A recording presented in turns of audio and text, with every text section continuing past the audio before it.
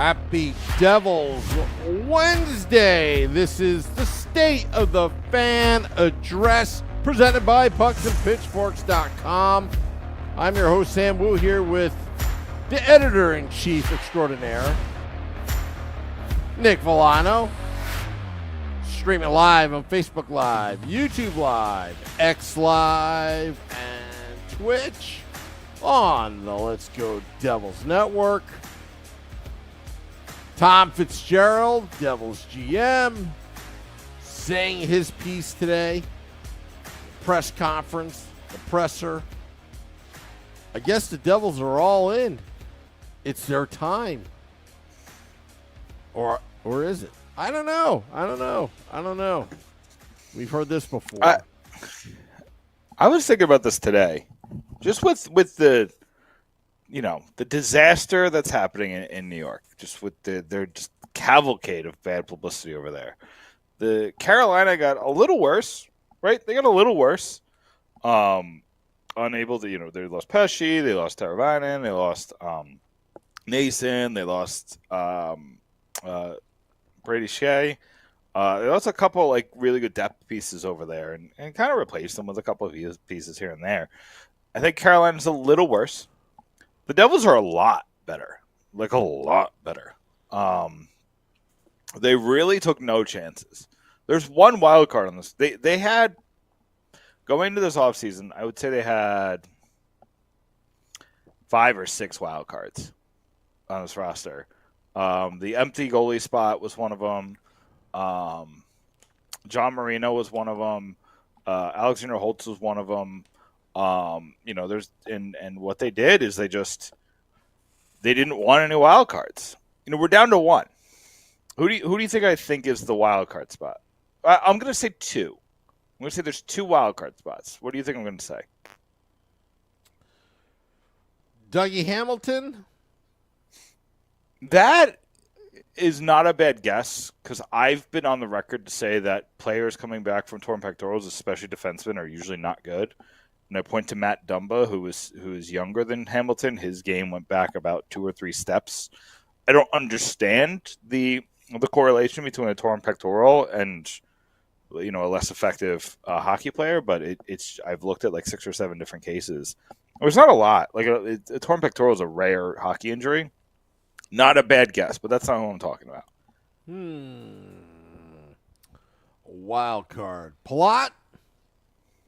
No, because I think he's kind of Palat, because one of them is the 6th top six person, right? There's that it's going to be, looking at the roster and hearing what Tom Fitzgerald said today.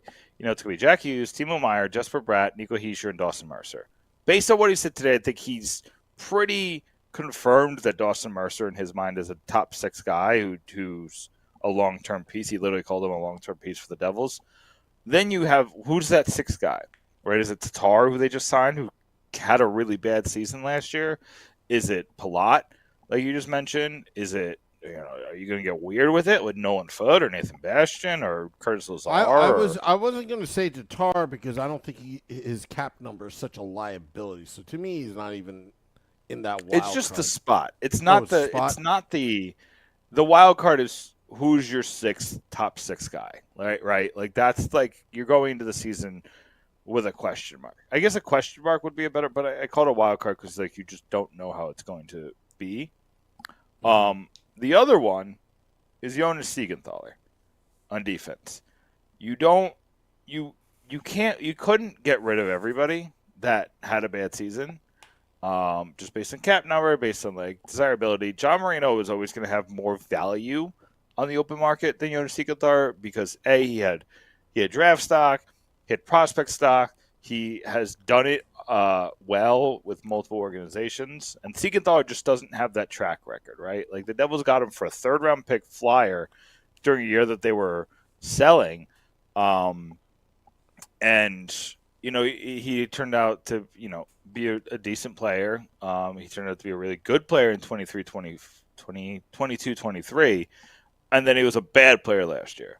So I think teams were, and he had more term, I believe, than Marino. So I think Marino was always going to have more value.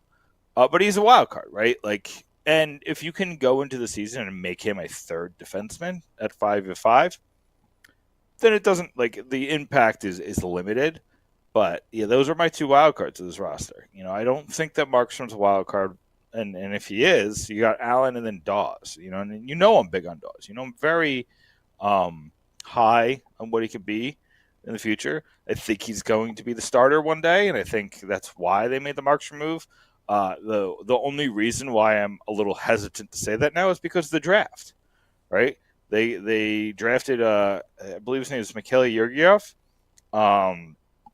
and Fitzgerald said that Martin Brodeur loved the guy and needed the guy, and to get me a second round pick so I could take this guy, and that tells me that they're gonna they see the future with that guy.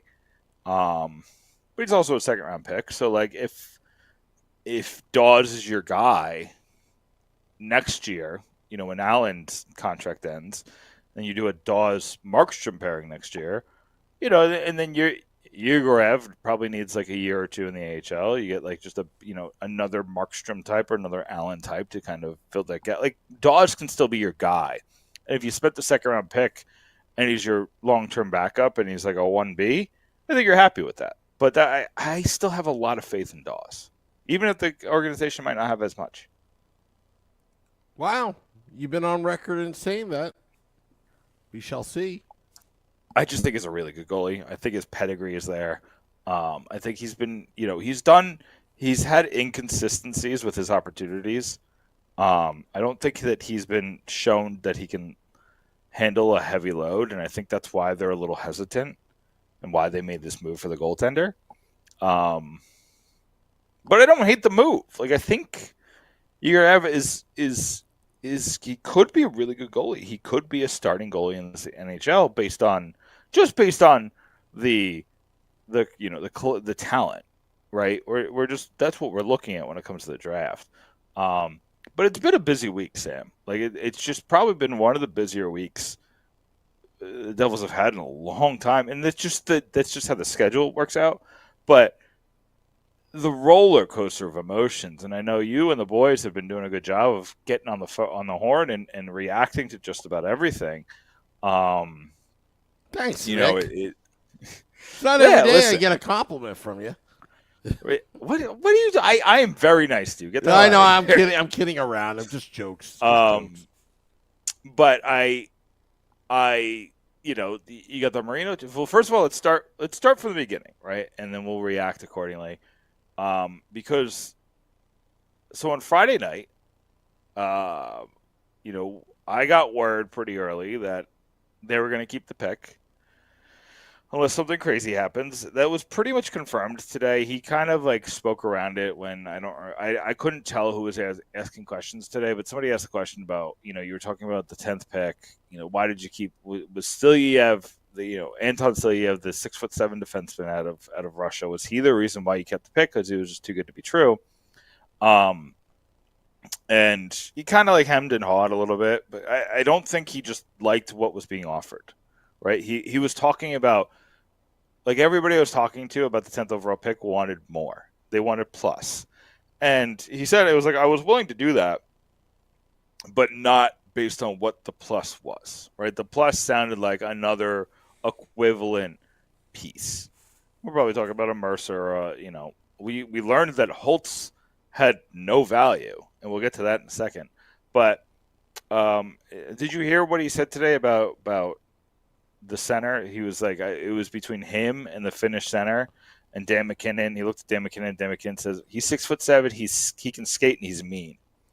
And they went with the defenseman. They went with, so you have the Finnish center, just so you know, is Costa Helenius, who went to Buffalo, ironically. Yeah. And he's an analytical darling.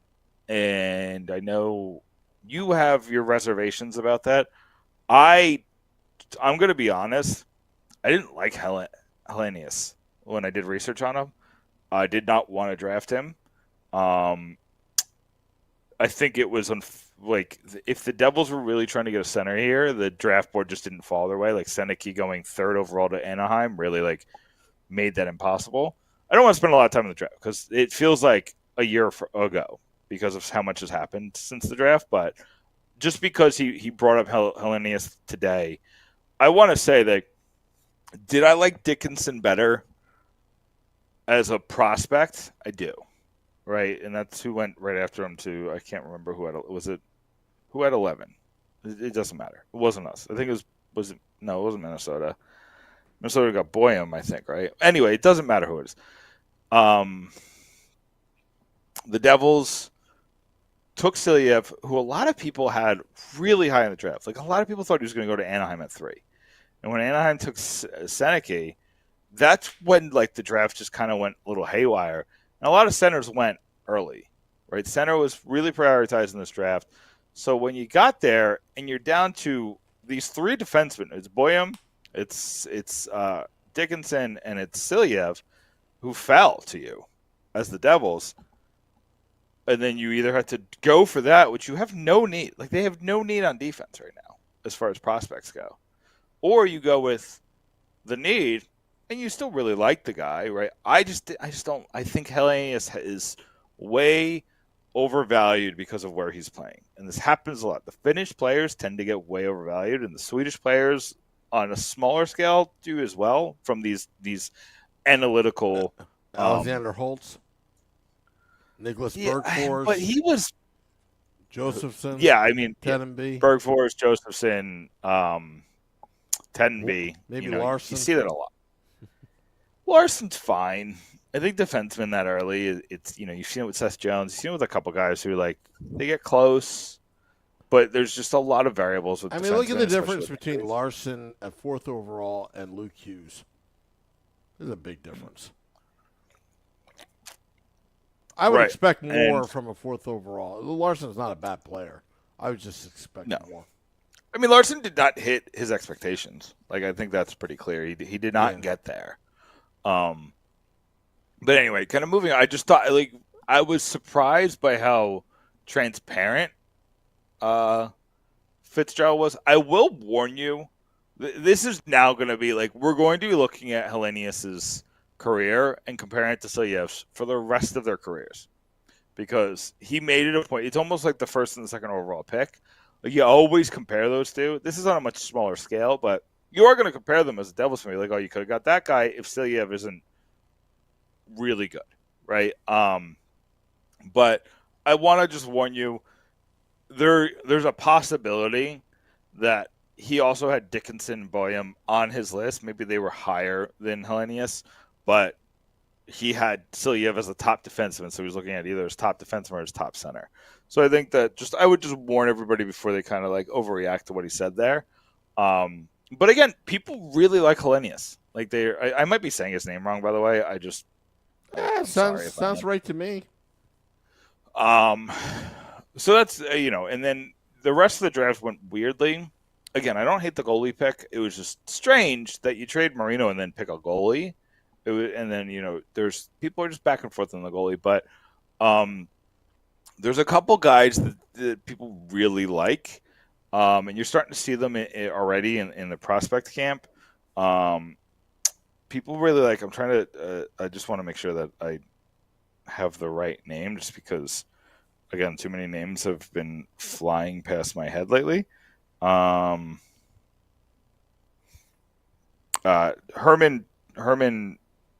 The last name's escaping me, but Herman. I want to say Trapp, but I don't think that's right. People really like him, the 3rd round pick. I hadn't done enough research on him specifically. I just didn't think that was the guy they were going to target, but they got people really like him. And then Matt Vey, I forget the last name, the guy they took in the 6th round, is a guy that people really like and think he can make the NHL. He's like a draft +2, which means that he's been eligible for drafts for 2 years and didn't get drafted. He finally got drafted this year, but he's a guy who's shown a little bit in juniors and can really be something. So that's my quick analysis on the draft. But I want to get to day 2, where you had the big John Marino trade. And now I know you're a big John Marino fan. You bought a jersey apparently, and you lost it. And I lost it. He hasn't come in yet. You never got it. Is what I meant. You never got it. What are your thoughts on the Marino trade? Like, I'm just trying to get your headspace. It was all about money Mm. because and again, when you do trades, you got to get the other team to bite. I don't think Siegenthaler is a player between Siegenthaler and Marino, even though Marino has a more of a cap hit. If I was a GM, Marino is much more attractive to obtain on your team. He's going to formerly known as the Arizona Coyotes, which are loaded with young talent, and he's going into, I think, a pretty decent situation over there. It's a new club, it's a fresh start for him. It's a new ownership right now, just a new city. He can make his mark and do his thing. So I think John's going to do well there. For the Devils, you have to clear out cap space to make some of these moves. Getting that second round pick. Look, Fitzy, you know what? I was one of the first to say we got to get drafting goalies and start developing so we're not in this situation where we have to, look for Markstrom or Allen and all that. I think since Marty Brodeur and even Corey Schneider, that the goaltending situation has been very inconsistent. And, I think it's time for the organization, again, it's a crapshoot, to start putting some emphasis, especially when you have Marty Brodeur in the front office, to start developing elite goaltenders. I'm not talking about above that. I'm talking about elite goaltenders. Getting one in the second round. If you said Marty Brodeur was all in on him. Mm-hmm. Well, how do you argue with Marty Brodeur? Here's how I argue with Marty Brodeur. They have the same goalie coach. Rogalski's still there. And I don't know how we look at the track record of goaltending development. Because we shouldn't have been in this position, Sam. We were talking about Mackenzie Blackwood being on the same level as Carter Hart and Igor Shesterkin and Ilya Sorokin. We thought we were going to have this triumph or this quadrant of goalies in this region that just dominated the game. And I've never seen a player in any sport fall off the way Mackenzie Blackwood has fallen off. It reminds me of Chuck Knobloch, who was a superstar on the Twins, came to New York and forgot how to play baseball. Couldn't throw to first base from second base. Like, it was that big of a fault. He forgot how to play hockey, Sam. He forgot how to stop pucks and became one of the biggest liabilities in the league from a guy. You remember that first year that Schneider was, or maybe it was the second year Schneider was really hurt and just struggling.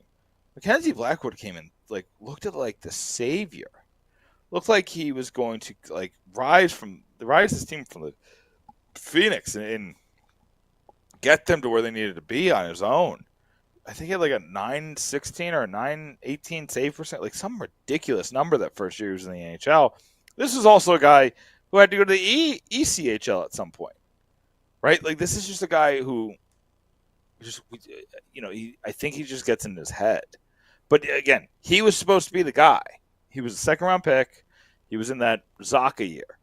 And I remember Chico used to come on here, and this was before Shero got fired. He'd say, Zaka was a Lou pick because Shero was new, and there was some kind of rule with the Penguins that he couldn't use some of his research. Blah blah blah blah blah. I don't know, some weirdness.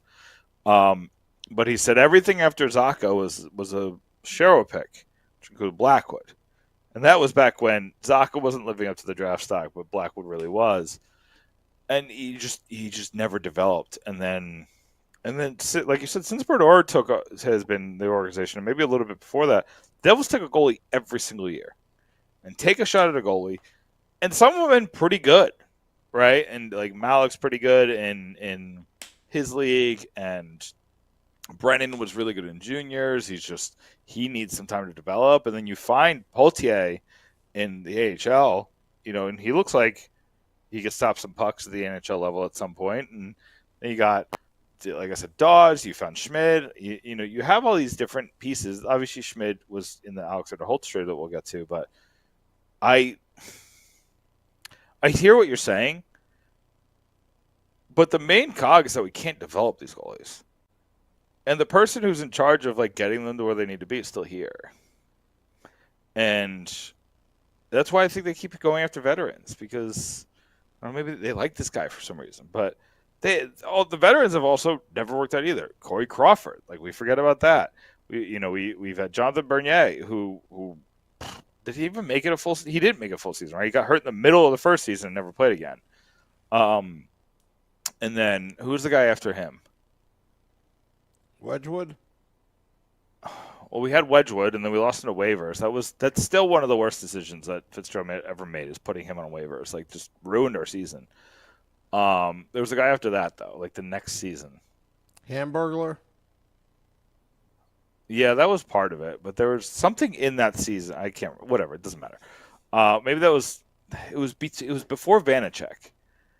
They got somebody, but it's not coming to me. I got news for you. But anyway, every single goaltender that you've mentioned throughout, they're not elite, not even close. And I mean, Crawford was. No. He was a product of a team in front of him. Okay, that's fair. But he did win cups, so I will give him that credit.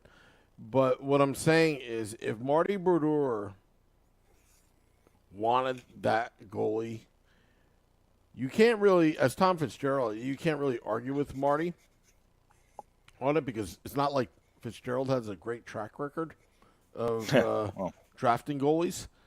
Yeah. So what I would say is if Marty Brodeur was that sure that he could potentially be elite, I'll take it. I'll give him the benefit of the doubt. Only time will for tell. sure. Yeah, time will tell. Yeah, I'm gonna watch this guy. I'm gonna be pretty excited. I'm gonna tell you this. Listen, I promised the top 25 prospects and I didn't deliver. So I apologize to the fan base. It's just because prospects kept moving. I kept having to reevaluate, and it just got so late that it just made more sense to wait for the draft. But I'm going to tell you what. I'm looking at these prospects, and I'm looking at the prospects we already have, and I do think we really upgraded our pool. Our pool looks good now. And, they overcompensated on size, but I do think when you look at track record, size and speed kind of feel like they're on the same level as far as development traits, right? You can't teach size, you can't teach speed, right? Both of those, you can only teach. You can play bigger than you are. You can learn how to get a little bit faster. But we saw with Holtz, you can only get so fast, right? That is just a God-given talent.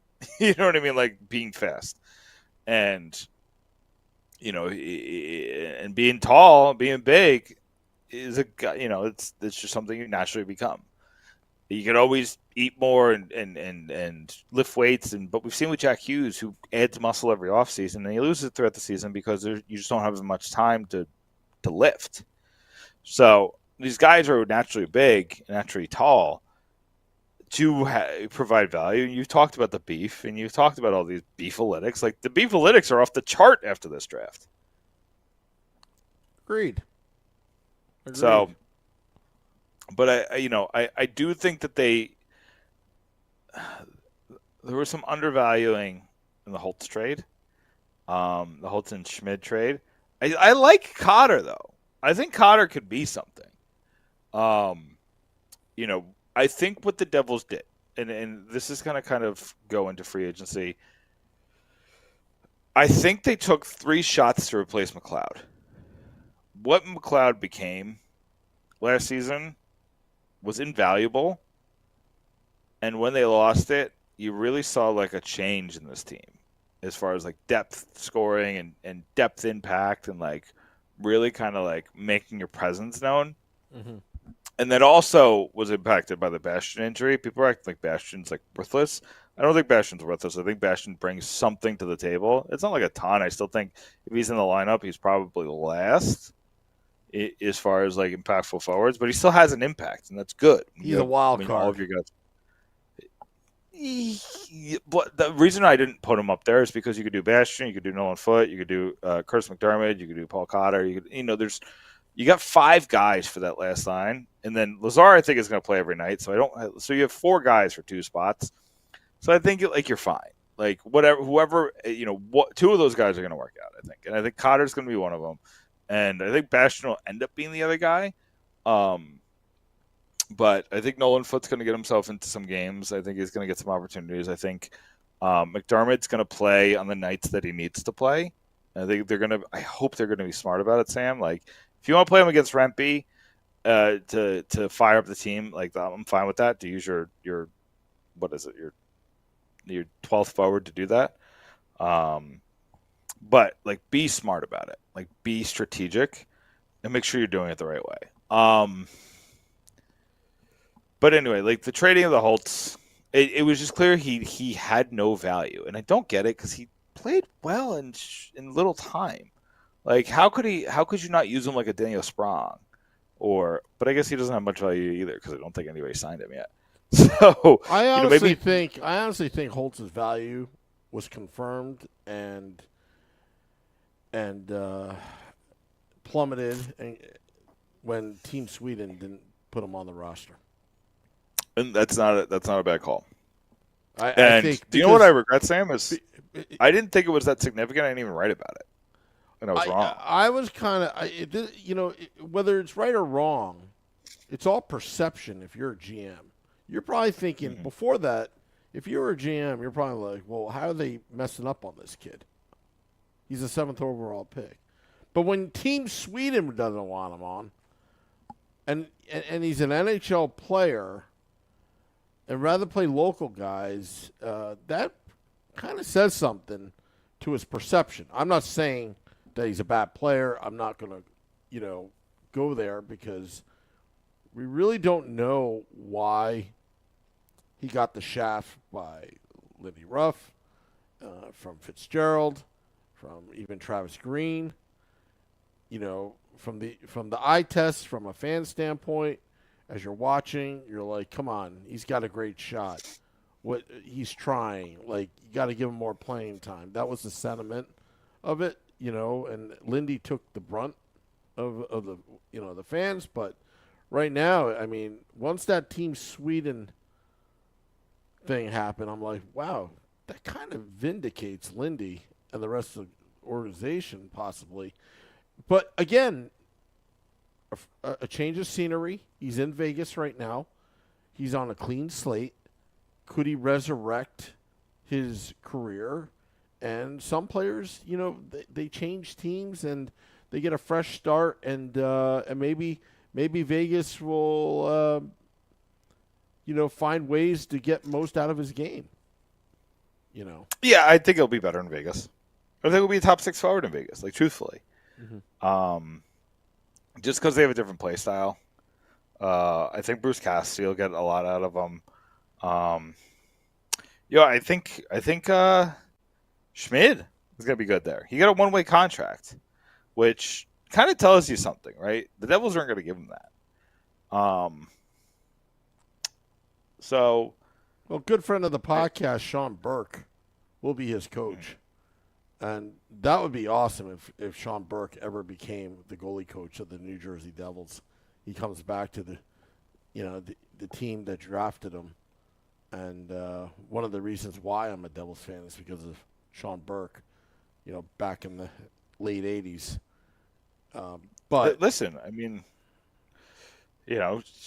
Sean Burke, is, from what I know, is flirted with the Devils, just in different capacities, and it just never worked out. So I don't think he'd be against it. But him and Marty Brodeur are pretty close, and you just never know. You just never know. Now, the current goalie coach right now, Rogalski, look, I'm wondering if he's like a John Hines. Like everyone brags about how great John Hines is. He's a great coach. I remember Rachel Dory. Who's everybody? I haven't said a nice thing about John Hines. No. Rachel Dory, was praising him. I mean, but you got to remember, there are personal relationships there. Yeah. And I'm sure he's a great guy. and a great boss. And you're going to defend the people who are good to you. You know what I mean? So I get it. I just don't know. I don't know. I just don't know how he gets jobs. But he keeps getting jobs. So clearly somebody, like a lot of people think he's a good coach. Maybe maybe he talks a big game very well. I don't know. Some people are like that. You ever meet that coworker that can't stay at a job? Oh no, I can say a job, but I'm saying I'm the coworker who talks a big game. Yeah, no. You look at the resume. They got 2 years. Every 2 years, they're trying to go up the corporate ladder, but not with the same company. That kind of thing. Yeah. And you're wondering, like, how the heck are they an executive VP when they don't even know how to tie their own shoelaces? Right. Yeah, I get that. I do want to move to free agency because we've spent a lot of time on this. So the Devils get Brett Pesce, Brendan Dillon. Too much money for Brendan Dillon. 1 year too many, $1 million too much. It's too big, but it is what it is. Because I think what he does is he fills such a hole for you that you lost with Kevin Ball, and then kind of like you're upgraded because Dillon's like a much better version of Kevin Ball was last season. And I think they'll both excel. I think Pesce and Dillon will excel under Sheldon Keefe. It's Stefan Nason, again, too much money. I don't understand the Nason contract. He definitely unlocked something in Carolina. And I think he's a good player. Like, the numbers are there, both the counting stats and the analytics. And did you know he scored 42 goals in the AHL 1 year after he left the Devils? Wow. So he has offensive instincts and he has ability. They just I think it was you who said this, like they just have to win board battles, and they did prioritize that with Cotter, with Nason, with Pesce, and especially Dillon. Like Dillon will throw down if you try to take the puck from him. Gotta win the corners, folks, on both ends of the ice. I mean, that's where the money's made, is in the corners. Mm-hmm. Because you're establishing position, your puck management, puck possession. You control the tempo of the game. The corners are so important. And then, again, you complement it with Jack Hughes' speed and skill, Bratt, Timo Meier. What I like about it is they're not going to rely on Timo Meier to be, throwing the body around. I don't want Timo Meier to do too much. I want Timo Meier to score goals. That's what I want him to do, and occasionally be a physical presence in when we need it. Yeah, yes, I see what you're saying, but we've seen it work with Tom Wilson. We've seen it work with Brad Marchand. Like, there's a lot of players who can throw the body and play the role of a pest and be a superstar. Yeah, but Timo Meier showed that he's not durable when he does that. He's been doing it a long time. I just think, like, a lot of hockey players don't stay healthy. It's hard to be healthy in hockey. Actually, I'll take that back. But again, if you're paying a player $8 million, okay, and I know that there's a physical aspect there, and I would want Timo to be physical, but at the same time, there's a risk there. That's an investment. I felt, and I said this on the Woo Report, that the players that Tom Fitzgerald got was protecting the investment of the core players. And Timo Meier is one of them. Luke Hughes is one of them. Jack Hughes is one of them. Because you have to protect them. Because they were getting hit night in and night out with no response whatsoever. There was no deterrence at times. And it took to the late season where John Marino had to take on K'Andre Miller in that line brawl. Like, that was like, or when Siegenthaler had to fight Rempe after Rempe hit Bastion, and who won that fight? I mean, Siegenthaler, like, Rempe almost felt bad that, okay, you did an admirable thing. Siegenthaler is the guy who got headhunted by Rempe. It was, but it was also, but before that, if you go to the replay, Siegenthaler fought him, was getting his ass whooped, and Rempe just wanted to punch him a couple times, and it was like, you know what? like Rempe's like, okay, it's admirable, but I'm not going to end your career right now. It was pretty. If I remember correctly, I think it was after the Bastion hit. I believe it was Siegenthaler that dropped the gloves and went after him, but that's what happened. If I remember correctly. I'm trying to look up because I just don't have recollection of this. I remember McDermott, and like that's the problem was like that fight was just so it's between that fight and the time that Rempe refused to fight McDermott. I can't find the fight that he had previously. But anyway, just go to the Bastion hit, and hopefully, if the video would show the aftermath. Let's see, Bastion. I'm going to YouTube right now because Rempe got ejected. I'm going to look at that play right now as we're talking on live air, right? JP Sharon Grove 60, 70 points this year. Holtz 50 points. Anyway, it doesn't matter. I get what you're saying, though. Like, you don't want the Siegenthalers or the Marinos, those guys, too, who you don't want those guys to be the ones fighting. You want people to be worried about who's going to fight them, and that's why McDermott got the contract that he did. I hate the McDermott contract, and it's really putting them in a bind right now, that contract, and I kind of had a feeling that it would. But I also understand what you're doing with that, right? You want that guy on your team every so often. I just don't want to pay him as much as he's making. I want to pay him the minimum, but it is what it is. He got the 3-year deal. Good for him. But you also have 6 or 7 guys now who. I was just showing that Siegenthaler just like bowed down to Rempe. Okay, trying to fair defend enough. Bastion. Don't get us kicked off the air. No copyrighted content. Anyway.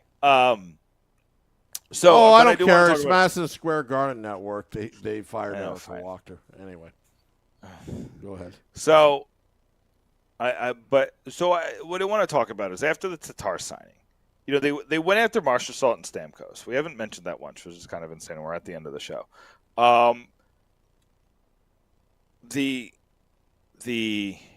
You go after Marshall Salt and Stamkos and you fail, but I don't. Particularly, I'm not upset about it because I didn't want to give either of those contracts out. I did not want to pay Stamkos $8 million. That makes life really hard on you. I did not want to give. What did Marshall get? 5 years? I don't know. I think he got 5 years. He got a and good he's contract. 33 years old. Yep. I would have lived with the Marshall Salt contract and been like, okay, whatever. Like, you have to overpay in free agency. Really good player, a leader, a former Conn Smythe winner, a guy who really buys into the place he's in. I would have been fine with that because I think it's like $5.5 million a year. Like, you can always make that work, even if there's term at the end. You just buy it out, and it won't hurt you that bad. The Stamkos contract completely out on it. You just can't afford to pay any more $8 million guys. And you got Luke Hughes coming up and Simon Nemitz coming up the year after that. Mm-hmm. You just can't do it. I just think that what they did, I'm looking at 1 to 23 on the roster. There are a few rosters as good as this from 1 to 23. The defense, some are saying that it's a top 5 defense after the monstrosity that it was last year. I think at the top, it's not as good as some others. Right? I like Hamilton, but coming off an injury, there's a question mark, and he's just he's like a top 10 to 15 guy usually. He's not like a top 5 guy in defense. At least going into a season. He ends up being, in his best seasons, he ends up being in the Vezina Trophy, the Norris Trophy conversation. But I just have him more closer to 10 to 15.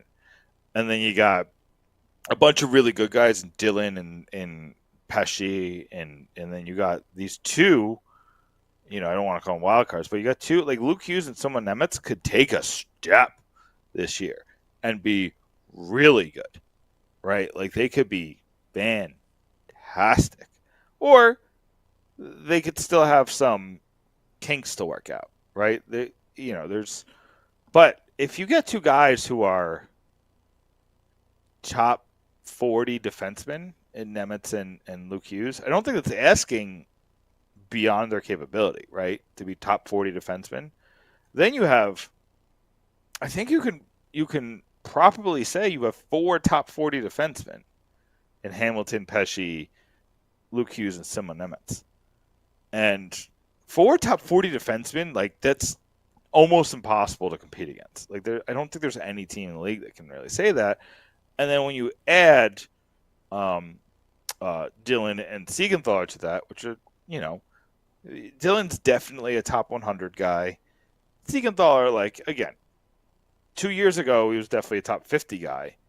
Last year, not so much, outside probably the top 150. But if you get Dylan and Siegenthaler to be top 100 guys, then you're looking at like this sick defense that can win you a championship. And then you look at the forwards, like Jack Hughes is at his best is a top 5 guy. When you account for the injury history, I'd say top 15. Nico Heischer's a top 25 guy. Timo Meyer's I'd say Bratt and Meyer are probably both top 40 guys in the league. Probably Meyer a little bit better. Maybe you can argue that Meyer is top 25 as far as forwards go. Dawson Mercer has a ceiling that has him as a top 60 guy right now for next season. I could go on and on and on. And then you got a couple of top 100 guys in like Palat and Halla and then you got these wild cards like in Cotter and Lazar. Lazar was really good last year. Really good at his role. So when I look at this roster from 1 to 23, I'm impressed with what Fitzgerald came into this offseason with and what he's turned it into. I don't love every move. I don't like the Holtz Schmid trade, but you have 2 problems. You came up with a solution. Now, the 2 problems you had are much bigger than the solution that you accounted for, which is a 4th line winger. But at least you turn problems into solutions. You traded away John Marino, who I think is like a prime bounce back candidate, but you just didn't want to wait, right? Like he had multiple major injuries that were really impacting his game. If he could bounce back, he's going to be definitely worth a 1st-round pick or more. But you didn't want to wait. You wanted Pesce. Pesce is available now for free. All you have to do is spend cap space. So there's a lot to really like about the Devils right now. I think when I look at, like, I was kind of alluding to the Metropolitan Division, the Rangers are a mess. Carolina's worse a little bit. The Islanders, I don't know. I don't really know what they're going to be next year, but they're in that. I really like what Washington did. Almost every one of their moves, I think, were home runs. So I think Washington is truly in the contender circle when it comes to the Metropolitan Division. But Columbus is still in a rebuild. Pittsburgh kind of threw in the towel, right? They traded Riley Smith to the Rangers and didn't do a lot. And then I'm missing one team.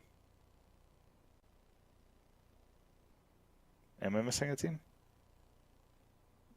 Oh, the Flyers. The Flyers, I think. The Flyers are whatever Michkov is. If Michkov is a super duper star, I think that or if Michkov and who's the goalie? I can't remember his name. They got a new starting goalie from Russia. They gave him a weirdly big contract. If the 2 Russians are good, they'll be good. If the 2 Russians are rookies and play like rookies, they won't be good. And so I think that Philly. I don't think that Philly is this is their year. I think they take a step back from what they were last year. In fact, even though they added Michkov and this new goalie, but it's the Devils have a path to win this division, and from there, like if you get home ice advantage, like the world is your oyster. Mm-hmm. Go to the Cup. there's no trade. There's no trade where there's no move where you lose a first round pick for going to the Cup this year. So go to the Cup. Not that the same they won last year. You know what I mean though. Like, let's go to the Cup. Like, go to the make a run. 2023. And I've said this before. I think that they got screwed by the scheduling, and that's why the Hurricane series is so lopsided. But last year was a cavalcade of bad, but it was also too much patience, right? Too much patience with Lindy Ruff, too much patience on the goaltending, waiting for the right move the right trade to come, too much patience on the defense, and that's pretty much the. But that's it. I love this roster, Sam. I don't know if you feel the same. I like it, but the jury's still out. On paper, I like it, but again, that's all I got right now. I just got paper. Yeah. Yeah. So we shall see. I don't think Fitzgerald's done. I don't think he's done. I think he said he was done. Well, I don't believe him. That's fair. You think a trade, or you think he's going to sign somebody? If the right opportunity happens, he's going to pounce on it. I feel like you'd have to move something. Oh, yeah. Whether it's small like Bastion, or you might move Siegenthaler. Because I like Hataka. I think Hataka's an NHL player. So if you open the door for him to make the NHL, because you still got to sign Mercer, and you still got to sign Foot. You got about just under $5 million left. I'm wondering if the Mercer negotiations is taking a little bit longer than expected. He said it hasn't started.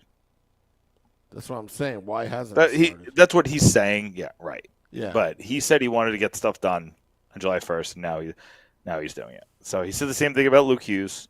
The Luke Hughes negotiations have not started.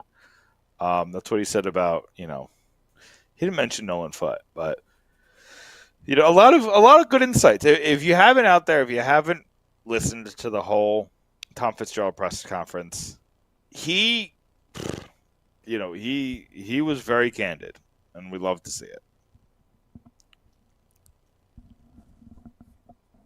Just a stark contrast from Lou Lamoriello years ago. It's weird, right? Yeah. There's lots of leaks. We know the news way before it happens. It's not a tight-lipped ship, but also we're open about it. Like we come and we speak, and as somebody who relies on writing articles, I almost said the word you hate, but I stopped myself. Thank goodness. Blogs, articles, but don't say the C word. That's the laziest word on earth right now. He gives me plenty of things to talk about in my articles and tweets and on this podcast, and I'm here for it. Speaking of which, I'm ready to plug unless you have more points. Plug away. It is July 3rd, Sam. Since July 1st, we've written 12 articles on pucksandpitchforks.com. You have so much to read about. We talked about Pesci. We talked about what the defense is going to look like now that they signed Dylan. We talked about that drafts conversation we had between Hellenius and Silyev. We have draft grades. We have draft analysis. We have free agency grades. We have analysis on every free agent signing they had. We have what Tomas Tatar is going to make the top 6 look like. Craig Patrick talked about the impacts this is going to have on Dawson Mercer. Charlie Borges wrote, I think he wrote the defensive one. It's all kind of like mixing together because there's just been so much writing over the past couple of days. We got one from Jersey Joe. We have a draft one from Vinny Parisi. We got articles on articles on articles. We have Luke Hughes. We have a Luke Hughes article that Craig Patrick wrote about why, what do you think about $9 million Luke Hughes? That's what we're predicting, Sam. $9 million for Luke Hughes. 9. we've had 12 in the last 3 days, and then we had probably 5 to 10. I can't even tell you in the 3 days prior to that at the end of June. We have so much reading material on pucksandpitchforks.com. It'll keep you up at night. But go to pucksandpitchforks.com. Make sure you go there. We're gonna have some big stuff. Excellent. I'll plug away. We had a great podcast with Vinny Parisi, Shorts Guy, and I about the NHL schedule, trying to map out our invasions of other teams' buildings, which also includes Philadelphia and the New York Rangers, where we're going to be traveling, all that. The schedules are very interesting. I think the one with December 31st and January 1st out in the West Coast, I think Scotty's going to have a field day with that, covering the team for Devils After Dark. So listen to that podcast. Also, probably, doing more Woo reports. We've got a lot of people joining us on the live feeds. I'm seeing all the comments right now. So, but as news slows down, we're going to be doing some other stuff, but we're also planning for the 2024-25 season, which we're still working to see if Shorts Guy is actually going to be out in Europe for the first 2 games or not. So, but plenty of things to talk about. So keep it here. Mm-hmm. Yeah, I mean, there's so much going on. How do you say Prague? Prague. Right? Somebody said that's the wrong way to say it, and I'm a little confused. Well, maybe. Who knows? I mean, if you think about it, a lot of places, you go to foreign places, there's the Americanized version, and then it's the way they say it. There's just there's a derivative kind of like Italy. From right. I think there's like a derivative from French, and then there's a derivative from like old Czechia. I don't know. There's like a Prague and a Prague. I say Prague. We're going to Prague. A cool, crisp 9:30, Sam. Yeah. Well, just remember, it's kind of like Muhammad Dolan. There's like 15,000 ways to say his last name. They're all right. They're all right. Yeah, as far as I'm concerned. All right. Want to thank all those tuning in. Till next time, let's go Devils.